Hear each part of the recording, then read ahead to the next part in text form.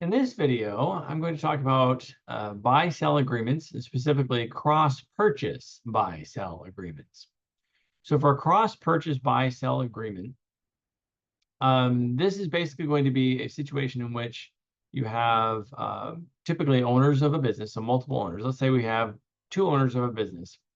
And if one owner passes away, under the buy-sell agreement, the surviving owner could have previously agreed to buy the business interests of the now deceased owner. So basically, this is when the surviving owners purchase the interest from the deceased owner, and that is all kind of set in place before anybody has passed away. Now, if you just have two owners, this isn't too complicated. So if I have two owners, let's say owner A and owner B, then in that case, owner A buys an insurance policy on owner B's life and enters into the buy-sell agreement.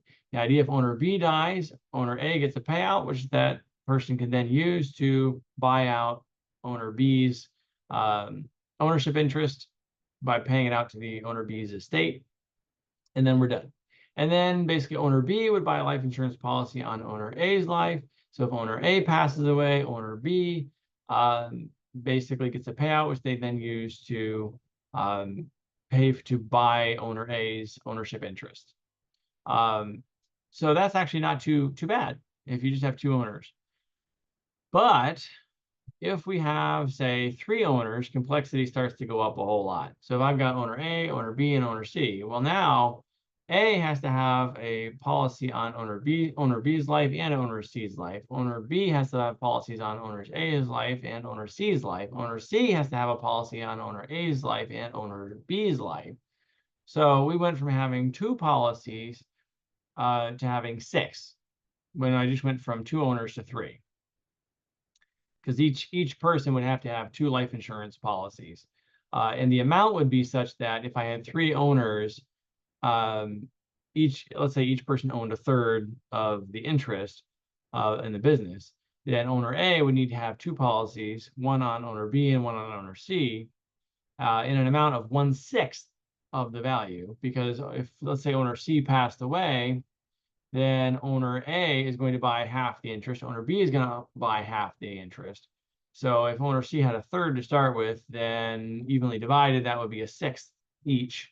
So basically now we're going to have six policies in place associated with a sixth of the ownership interest for each policy. And that's just if I went with just three owners, right? So for two owners, we just have two policies. For three owners, we're now up to six policies. And the math just gets nasty and complicated the higher you go.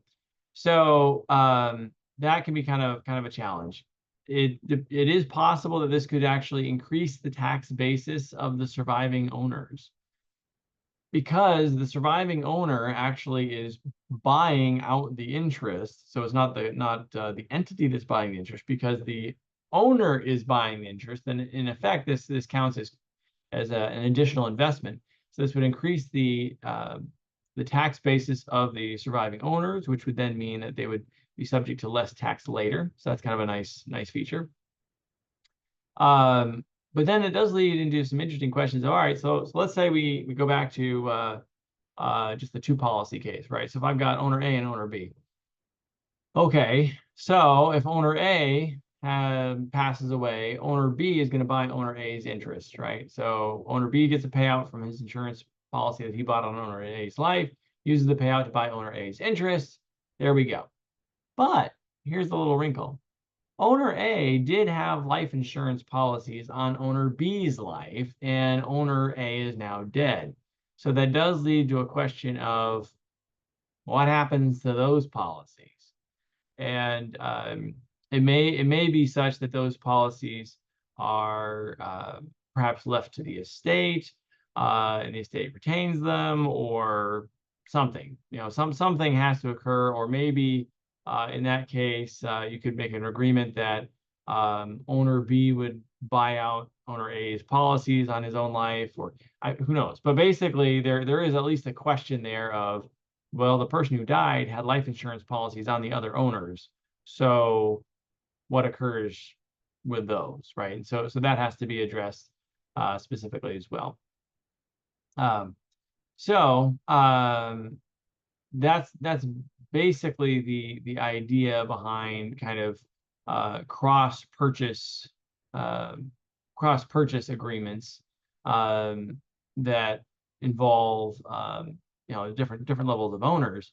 And again, it does start getting significantly more complicated when you start having multiple owners in place, and that actually can lead to some issues in which it starts making sense to do a like a trustee agreement, where basically you actually have somebody that kind of manages that whole situation. So the you could also have kind of a one-way. But I'll talk about the trustee in a moment. But you could also have a one-way kind of buy-sell agreement.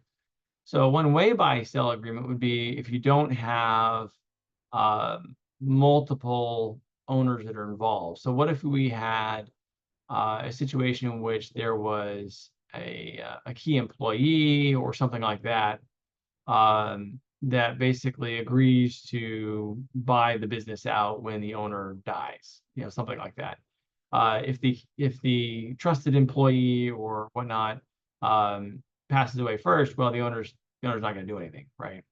They don't have an ownership interest that they have to buy out. But you could do a one-way buy-sell kind of agreement, where it's an individual that is entering into the agreement. So it's not an entity agreement, but it's only one way in the sense that a purchase only occurs if one of the entities passes away. If the other one passes away, then no transaction occurs. Anyway, back to trustee agreements. So as I mentioned a minute ago, it can get pretty complicated pretty fast if you've got multiple owners, right? So if you had just 3 owners, we had 6 policies in place and everything else. So things got pretty complicated pretty fast. One way to address that would be through trustee agreements. And so for a trustee agreement, you put a trustee in place, and the trustee basically buys or has the policies in place on each of the owners. And so for the trustee agreement, basically what would happen in that case would be a situation in which, by having a trustee in place, we don't have to have, each person doesn't have to have a whole bunch of separate policies. We can buy essentially one set of policies for each owner, and then essentially work through that process. If one of them dies, then there's a payout, which is then used to buy that person's interest. And so you don't have to have each other owner doesn't have to have policies on all the other owners. We just have to have one policy on each, but it's held by the trustee. And so it's basically a cross-purchase agreement, but by running it through a trustee, it simplifies things quite a bit. So hopefully this discussion of cross-purchase buy-sell agreements has been helpful. And thank you for watching, and have a great day.